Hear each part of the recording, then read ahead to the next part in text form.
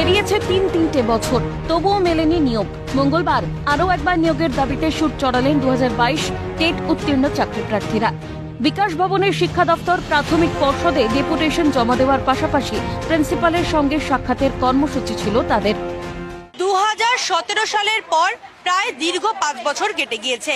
তারপর হয়েছে 2022 সালের প্রাথমিক টেট পরীক্ষা। সেই পরীক্ষায় যারা উত্তীর্ণ হয়েছেন তাদের বিস্তর অভিযোগ রয়েছে এবং কিছুদিন আগে বিধানসভা অভিযানে ডাক দিয়েছিলেন তারা।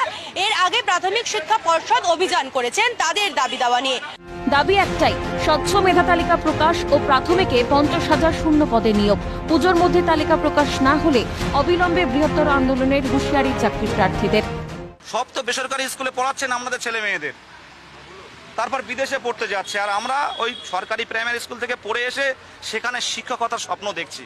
আর কিছু চাই না, আন্দোলন করতে কেন নামতে হবে? কিন্তু আজ যদি কোনো সদুত্তর না পাই, বাংলার বুকে আন্দোলন হবে, সেই আন্দোলন স্বতঃস্ফূর্ত আন্দোলন হবে, সেই আন্দোলন কিন্তু আটকাতে পারবেন না।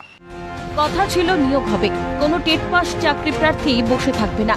অভিযোগ, কিন্তু নিয়োগ তো দূরস্থ, মেলেনি ইন্টারভিউয়ের সুযোগও। এইদিকে 2215টি প্রাথমিক স্কুল শিক্ষক শূন্য। অবহেলা বলে তোপ চাকরি প্রার্থীদের। প্রাইমারি পর্ষদ সভাপতি বলেছিলেন বছরে